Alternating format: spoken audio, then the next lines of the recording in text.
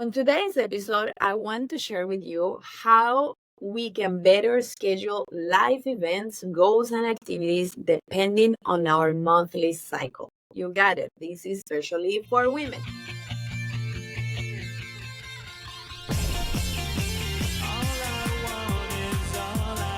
Welcome to the Happy Beyond Faith podcast. My name is Maria Browning, former synchronized swimmer from Colombia turned into a lifestyle entrepreneur. We can make our life easier by simply understanding the hormones and chemicals that rule our life. How about planning to have that uncomfortable talk with your boss about a promotion on the day that you feel the most confident of the month? Or what kind of workout to do so that you can actually benefit from stressing the body instead of creating inflammation, pain, and weight gain? Or how about learning when to make a move to either start a friendship or to end that friendship that has become toxic, but that you have not had the strength to cut it out of your life? All of these can actually be set up for success and avoiding epic failures in the process. Okay, let's get down to business in today's subject. The very basic explanation of our menstrual cycle is that there is a day that the period starts in which we feel at our lowest physically, mentally, and emotionally. And that 14 days after, we are ovulating, which brings us to our highest and strongest self. 2 to 3 days after we got our period, we start production of estrogen, which peaks on day 7 after our period, and it stays strong for a few more days. Which means that these are the days that we feel happy, extroverted, outgoing, funny, fun, and excited to be around people. By day 14, which is our testosterone and estrogen peak, we're feeling invincible, confident, attractive, flirty, bold, and daring. These make sense as the body is controlling our nature by making us want to engage in sexual activities so that we can actually get pregnant. That's all what the body wants us to do, is designed to make us do that. 4 days later, our body starts slowing down production of estrogen, testosterone, and progesterone. Being progesterone the leader of the 8 to 10 days before we get our period, and the reason why we feel like we just want to be comfortable and not bothered by anyone so that we can focus on ourselves. Understanding this monthly cycle gives us a better idea as to how to range our physical, our mental, and emotional states and split our monthly agenda in 3 phases. The first 9 to 10 days, which we are the happy days, the second 9 to 10 days, which we are in the confident days, and the third 9 to 10 days, which we are in the inspiring days. Let's call it that way. At my new 10-day body reset program, I call these 3 phases the go-getter, which is the follicular phase right after your period, the unapologetic, aka the ovulating phase, and the mystical, aka the luteal phase. So we're going to refer to these 3 names that I have in my program. And I provide a very detailed and complete agenda that is specific to your body's needs and emotional capabilities of the month. Based on the fact that we need to know that depending on the time of the month, we benefit more from some particular foods or exercise or lifestyle habits, and that there are certain things that we must avoid doing during certain times of the month. The main areas to focus are brain function, nutrition, fasting for blood glucose control, exercise, sleep, social life, resilience, life goals, sex, and detox. Note that if you are on the birth control pill, your body does not go through all of these hormonal changes, as the pill tricks your brain into believing that you're pregnant. You may go only by the go-getter phase. You don't have hormonal fluctuations, so you're gonna go by the go-getter agenda and advice. If you are on an IUD, then you may follow the 3 cycles and recommendations as when you are on the IUD, it doesn't affect your hormones much. If you're going through perimenopause or menopause or postmenopause, which is the 5 years after the menopause, you may go by the protocol that I call mystical protocol. Mainly, these are the toughest years of a woman's life. You feel like for 15 years you've been PMSing. That's how the pre and post menopause years feel. Okay, let's start with the brain function and how we're going to plan for it. Our mental cognition and clarity is going to be at its best during the unapologetic week because testosterone is our best friend and leader these days. We are on fire. This is the week that you want to use to plan for future projects and vacations, to work on a new special project at work or at school, to do that presentation that you've been postponing or procrastinating, to work extra hours to compensate for the slow week coming ahead when you start getting into your mystical phase. So that maybe you can even take a couple of days off next week since you are ahead of the game when it comes to work. You may also want to explain to your partner that you need this week to be able to focus on work because you are on superhero mode and you want to be able to enjoy being in the state of flow. Notice that this is also great for you to support your female children, female siblings, family members, friends, co-workers, who you know that they are on this week, on the superhero week. So now you're going to support them better by understanding them better. And for you to understand that it is not that they're not making time for you, but that they are on their invincible week, and we all deserve to enjoy being invincible, right? The brain is also working very well during the go-getter phase, minus the first 3 to 5 days that we're bleeding. Once the bleeding stops, our estrogen production starts increasing, and day by day, we feel with more motivation and mental clarity. Excitement to take over projects that we've been procrastinating start showing up. We feel ready to tackle life, and it feels as if every day we have more creativity and ability to make decisions confidently. Get ready as the brain starts slowing down cognitively during the mystical phase, which are the 10 days before we get our period, because there's a slow and gradual decrease in mental clarity, memory, and creativity that week as progesterone is in control and it only wants you to relax. If you can afford to take a couple of days off work, that will be amazing. Or if you can work remotely, that will be great. You can definitely use a calm environment this week. Better than the days in which you're bleeding. When you're bleeding, we only feel body symptoms, but that's different than our mental clarity. Your brain is ready to work and is able to focus. And like the week before we start our period, that's the week that really affects our mental cognition. This is an amazing introspecting week. Journaling is a powerful tool this week as it will allow you to understand yourself.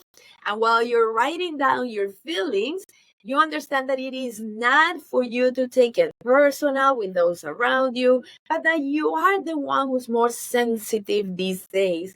And even little things may end up hurting you or annoying you or irritating you or even making you cry. During this mystical week, the more you focus on pampering yourself, doing things such as guaranteeing a good night of sleep, going easy with the workouts, loading up on good carbohydrates, taking long baths, long walks in nature, reading breathing techniques, meditating, and journaling, the more you do these practices, the more internal resources you will have not to explode when something triggers you. You definitely want to postpone making important decisions this week, unless you're willing to regret the things you said or the decisions you made.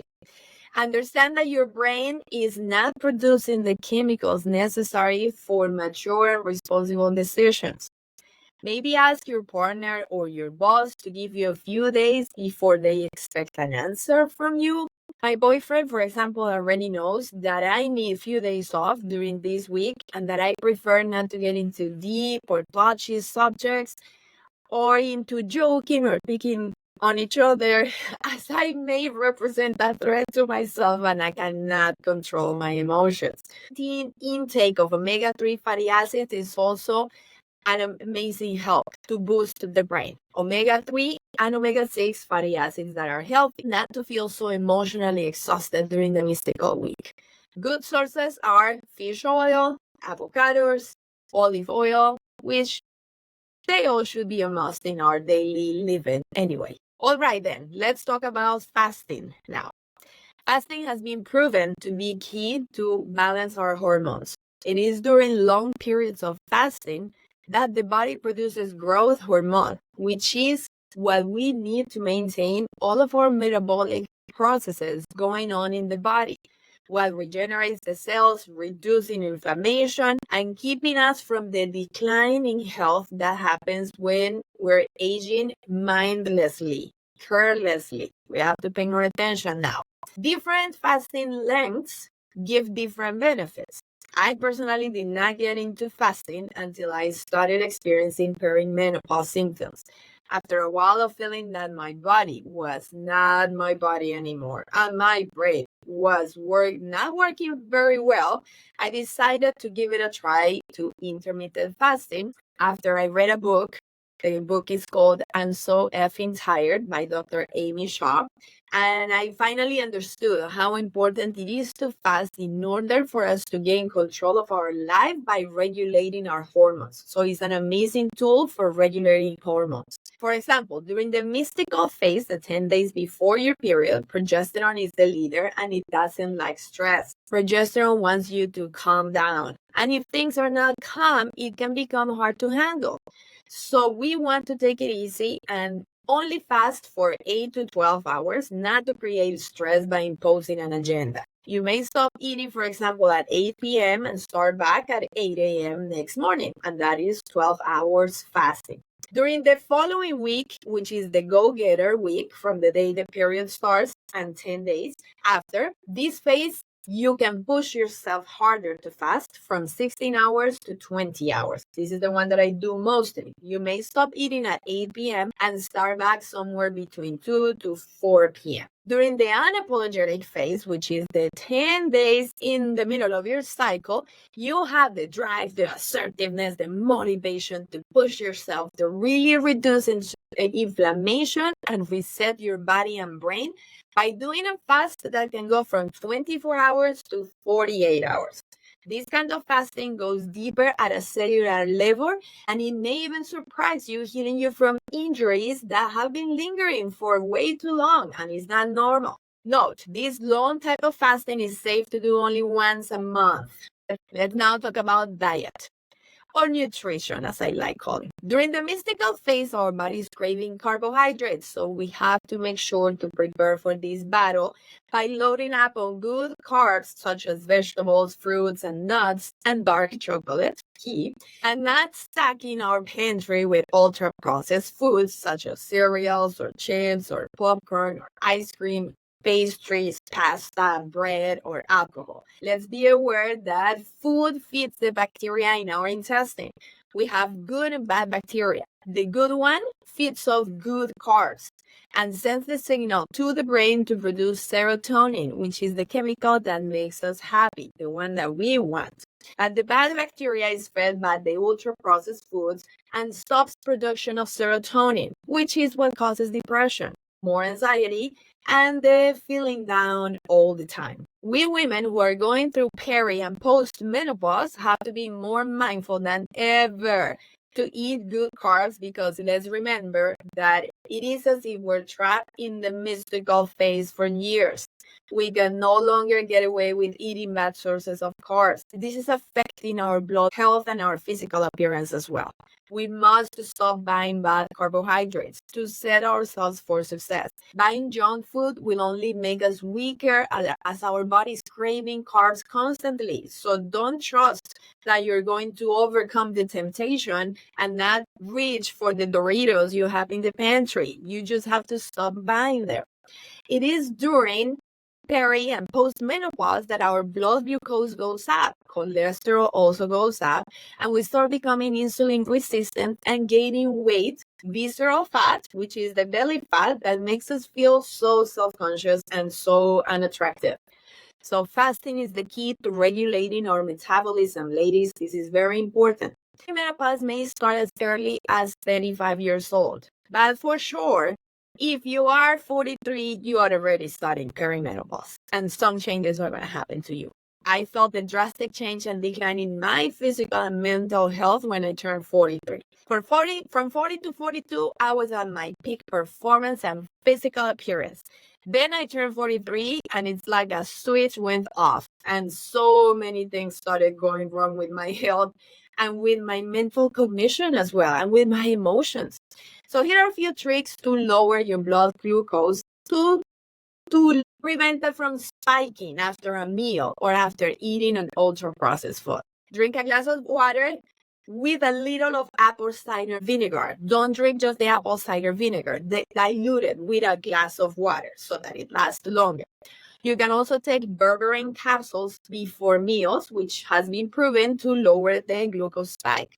Always start your meals by eating the veggies first, then the protein, then the fat. And if you end up having a pastry or the chips or bread or anything that's going to bring your blood glucose high, at least it's not going to go as high up.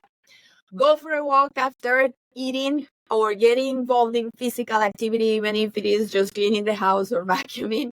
Also, don't forget to guarantee at least 75 grams of daily protein intake to avoid muscle loss. Moving on to the week of the go-getter phase, you can push yourself to eat healthier. Push for a higher protein intake. Always natural protein sources are better, while maintaining a low carb intake. This is hard to attain if you're vegan, because vegan sources of protein are very high on carbohydrates. So you're mostly going to have to rely on protein shakes to guarantee the minimum of 75 grams of protein that we should all be aiming for daily.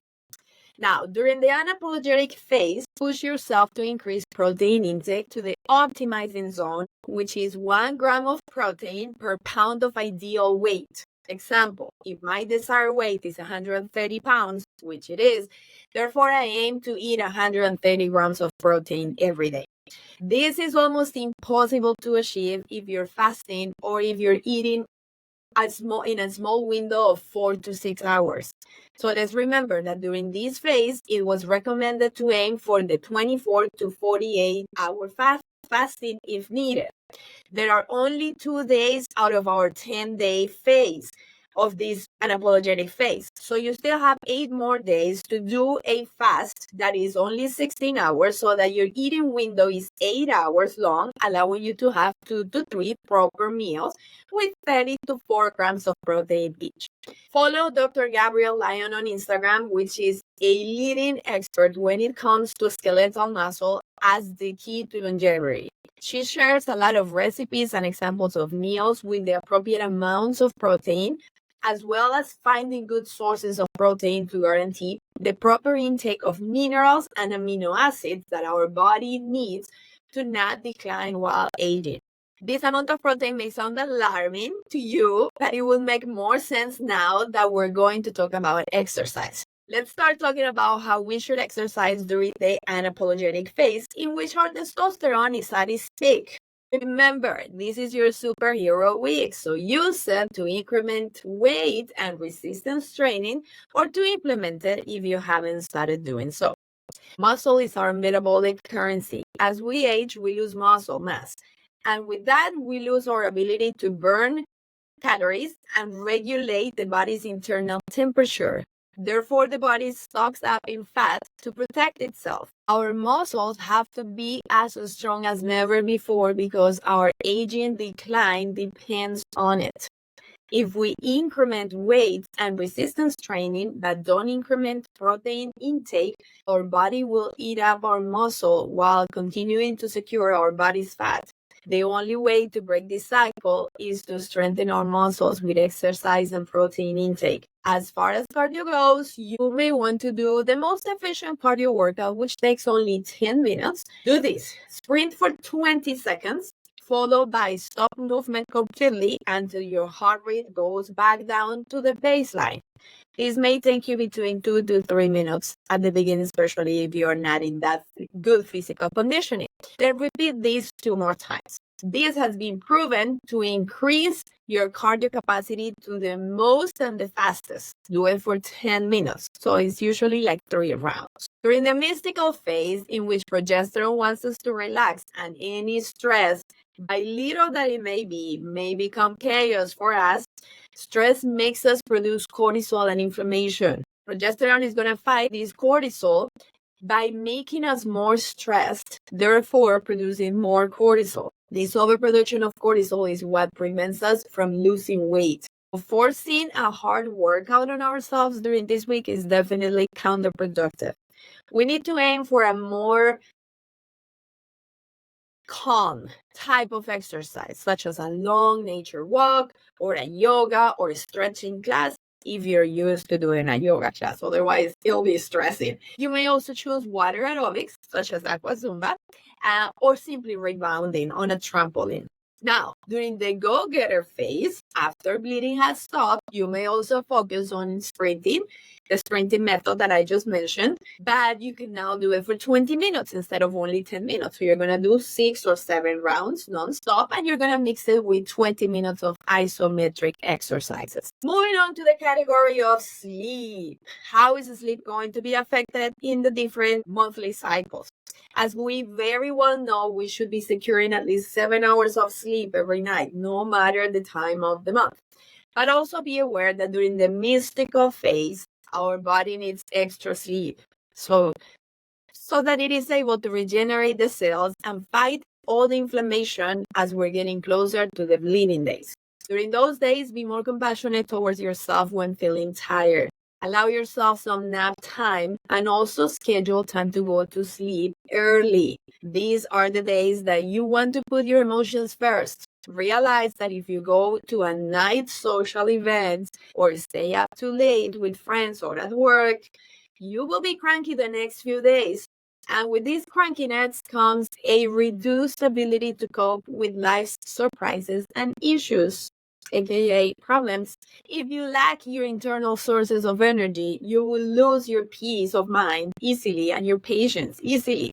So it is better to pass on a meeting or going out with friends to guarantee peace of mind and the peace of mind of those around you, because they are the ones who end up paying the price when you don't have patience for them. Our loved ones don't have to be paying that price for our lack of ownership and taking responsibility over our own emotions. If experiencing issues with insomnia, here are some tools and tricks that may help you. Because I know when we get into perimenopause and menopause, this is a big issue.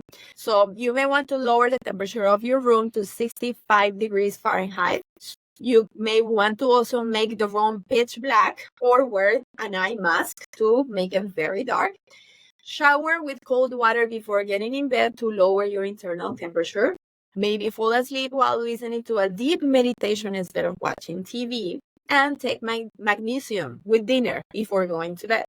Now, let's talk about stress management, or mostly known as resilience. How are we going to handle it during the 3 cycles of the month?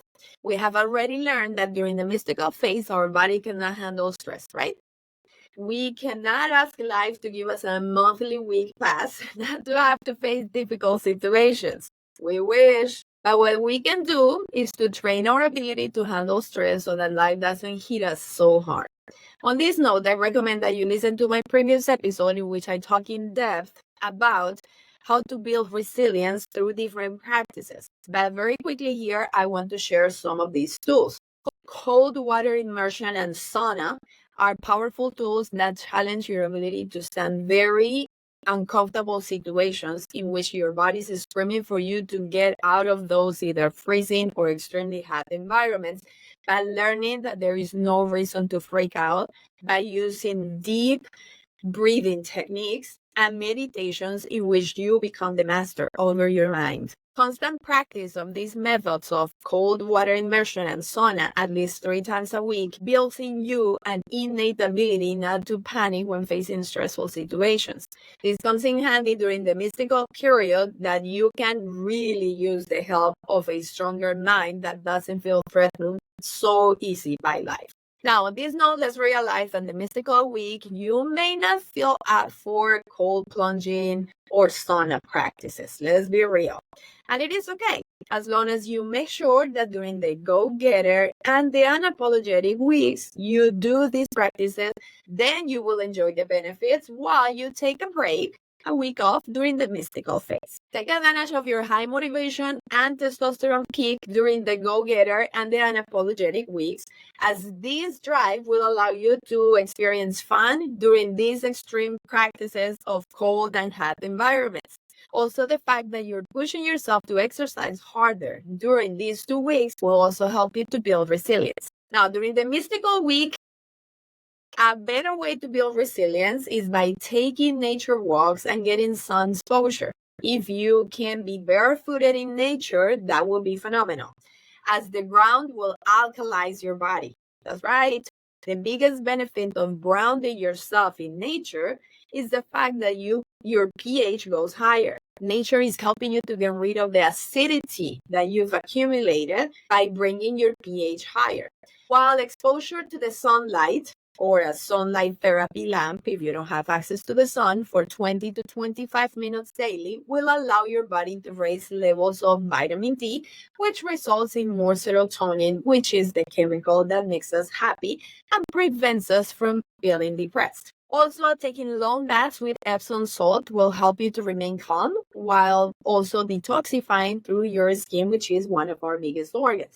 And now that we have mentioned detoxification, let's see how it's affected by the 3 monthly cycles. If you want to go through a very deep 10-day body detox, like the one that I offer, you definitely want to set up yourself for success by doing so during the unapologetic week, because your determination and drive is off the charts these days.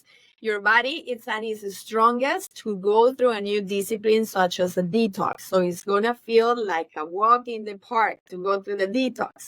You can also venture into detoxifying during your go-getter week. Just make sure that you start on the day that you stop bleeding, in which your estrogen and testosterone levels have started to come back up, and this will give you momentum to achieve your goal. Be aware that while on the 10-day detox, you should be mindful to take it easy with exercise, as the body needs all the energy possible to be able to boost all your organs of eliminations of toxins, which are the kidneys, the liver, intestines, lungs, skin, and lymphatic system. Also, your protein intake will reduce during the detox, as we want to give the body a break from constantly having to process meat, which means that if you lower your protein intake to protect your muscle and not to lose muscle mass, if you exercise, you will lose the muscle mass instead of building it up. So this is extremely important to know, that you need to take it easy with exercise if you decide to detoxify during the unapologetic or the go-getter phases. A detox is recommended to do every 4 to 6 months, unless you are constantly experiencing a lot of inflammation or bloating, mental fogginess, lack of energy. Then you should do it at least every 2 months. Now, the mystical week is not the week to detoxify. You don't have the energy, neither the motivation to commit to do it. Okay, let's jump into goal setting and how we're going to set up for success depending on the time of the month. The mystical week is not your social week. Do not plan for social events, or you may end up having to force yourself to attend these events, which will add more stress that your body is not able to handle during this week. The mystical week is a great week to write down your thoughts and goals, but not necessarily to start taking action towards them. During this week, I enjoy journaling because we're able to get into a very introspective space that allows you to see things for what they are. So journaling really helps you to listen to your own feelings, your own thoughts, and come to great realizations as to why you do the things you do. With this clarity, you can start writing down the things that you would like to do differently and have a very clear vision of why. Knowing our whys are so important so that we stop going through life in autopilot doing things that we think we want, only to realize that we keep doing them because we thought others liked us or accepted us better or would be more proud of us if we kept doing these things, but not necessarily because we wanted to do them. During this week, we're so vulnerable that we cannot BS ourselves and we cannot take BS from anyone. We may come to a conclusion that we need to have some serious conversations with a person in particular, but we will be wise enough as to not to have it in this week until we get into the go-getter or the unapologetic weeks.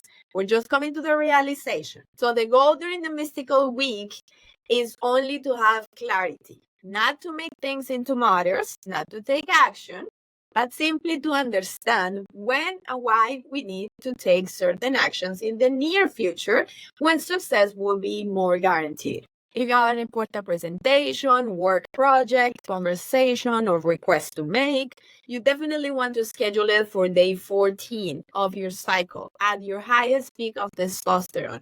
Why? Because you will feel very confident, very assertive, very daring, and very bold. You will not get hurt or take things personal on this day. You will fight for your goal at all costs, like a dog with a bone. All the days of the unapologetic week are also great days to tackle all the important actions, such as maybe starting a diet that you've been wanting to exercise, or an exercise program that you wanted to start, applying for jobs, going on a physically demanding vacation or adventure, running a marathon or a race, quitting your job if needed, starting to learn a new skill, something that you are not good at, receiving feedback from a mentor, have family gatherings that challenge your peace of mind, go on a date, have a difficult conversation with your partner or your kids or with a friend or with your boss, start a project that you've always wanted to start. Now, during the go-getter week, you are playful, you're funny, extroverted, and fun. So this is the week to have scheduled all of your social events to happen. Anything that has to do with being in contact with other people, connecting with others, family gatherings, meetings with friends, going out to concerts, being crowd, to parties, attending seminars, going on a blind date or regular dates, or going to therapy, trying something new and making new friends. Now, let's not forget a very important area that nature affects greatly, which is love relationships. By now, I'm sure you can guess which are going to be the best days to be on a romantic mode. You know it. And which are going to be the best days to set boundaries, which is pretty much the same day. Ovulation day, number 14. Schedule as many romantic dates as possible during your go-getter week. As soon as we stop bleeding, our body's preparing us to get pregnant during the process of prepping for ovulation 10 days later. So this is the reason why we start turning into social butterflies. We want to hang out with people and have fun. We enjoy receiving attention, especially from the gender that we feel attracted to. Our nature doesn't want us to ruin any chances of securing, having sex, and getting pregnant. Therefore, we become silly, goofy, funny. Everything makes us laugh. Somehow we have a very relaxed and fun look on life, and we're not so hard on our partners or those attempting to be our partners. If you've been in a committed relationship, this is the week to plan your romantic dates and fun dates that will allow you to keep falling in love with your partner. You actually don't mind investing the time in getting ready, and most likely you want to look pretty these days for your partner because your nature is telling you to look pretty so then you can have sex. So take advantage of this motivation. You're into having deep conversations while not taking yourself so seriously. So you are definitely a fun person these days.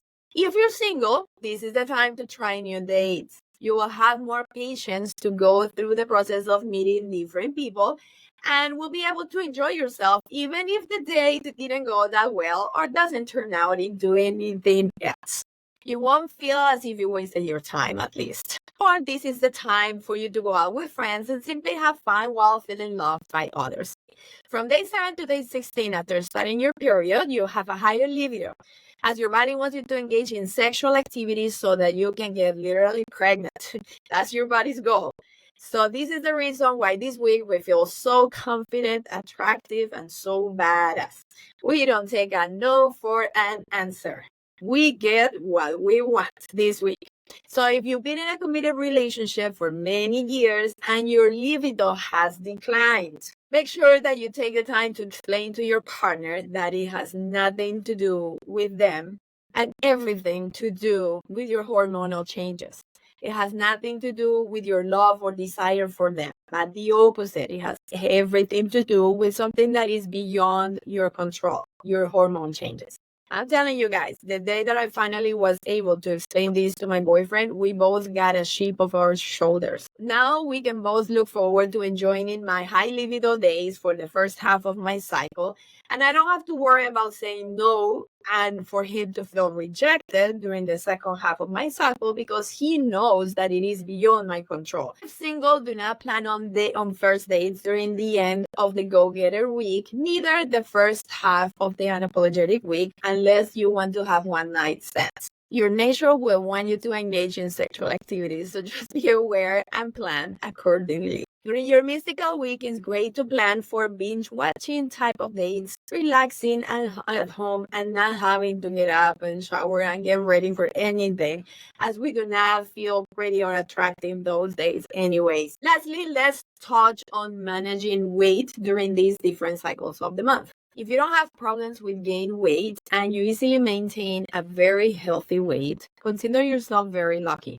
and enjoy these years, as things may change when perimenopause and menopause approaches. If you're already struggling, have gained weight, struggle to burn fat, and cannot figure out how to keep this issue under control, be aware that forcing yourself to diet during your mystical week will make things worse. Not only will release so much cortisol, but you need to actually bring your blood glucose up so that you have enough fuel in your body to make progesterone and not go crazy and cranky for a whole week. Also, because estrogen is low this week, we have to avoid gaining weight at all costs by avoiding cortisol production. Remember to load up on good sources of carbohydrates like vegetables, fruits, and nuts, and focus on eating your daily intake of protein, as protein is going to make you feel fuller and for a longer period of time. So you're not going to have as many cravings. Nature walks can also help you lose weight just because it's helping you to release the stress, getting rid of toxins, and raising your pH level. During the go-getter and unapologetic week, try to exercise in the morning. We all get spikes of cortisol in the morning. If we use it for working out, it won't get stored as fat. This is also great to reduce visceral fat, or that stubborn fat that gets around our belly. Exercising in the morning while fasting will also help reduce inflammation and belly fat. There you go, guys. This is a type of episode that you want to take a lot of notes on and re-listen. You want to share with your partner so that they better understand what you're going through every month. And in this way, they can better support you while having a sense of relief that all of our emotional ups and downs have very little to do with them and a lot to do with things that are beyond our control. I remember when I had this conversation with my boyfriend and asked him, baby, picture these two people. One has the same production of all of the hormones and chemicals that are needed to feel happy, strong, motivated, driven, bold, and confident. The other person has only 10 days of the month to feel happy, only 5 days to feel driven and motivated, and only 14 days to feel overwhelmed and lethargic. Neither one of these people have control over their emotions. This is how they have to go through in life. Now, you tell me, which one has it harder in life? Yes, exactly. I believe ever since that day, he started having more compassion towards me and started seeing me with different eyes. Guys, sadly, we have normalized people making fun of women's emotions. And it is this ignorance what sometimes hinders our relationships. If we don't educate ourselves and those around us when it comes to the benefits and the consequences of hormonal changes, we will never give ourselves the respect and the honor that we deserve as women. We're absolutely outstanding. To go through life having 3 different personalities every month and just roll with it and still be able to achieve a level of excellence same as the one that men achieve is freaking supernatural.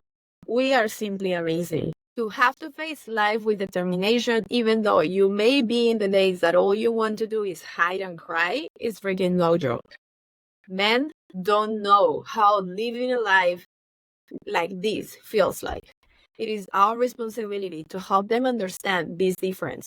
Because they love us, they are more than happy to become a better support for us.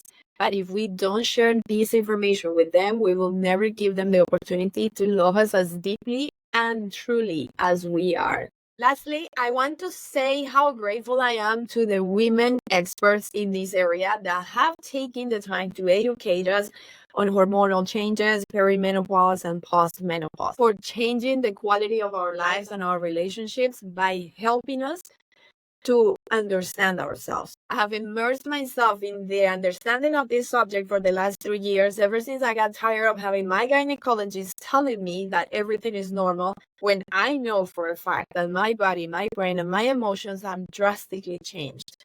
I wish I had all this information before. As I have implemented all of these things that I mentioned in this episode, I can honestly tell you that life can be way more fun when you can still feel in control of your life during the inevitable hormonal changes. You just need to realize that you need to adjust certain lifestyle behaviors and embrace them instead of dreading it. You will feel better. I promise that. I will share on the notes of this podcast the links to finding doctors who I have learned from the most when it comes to being a woman.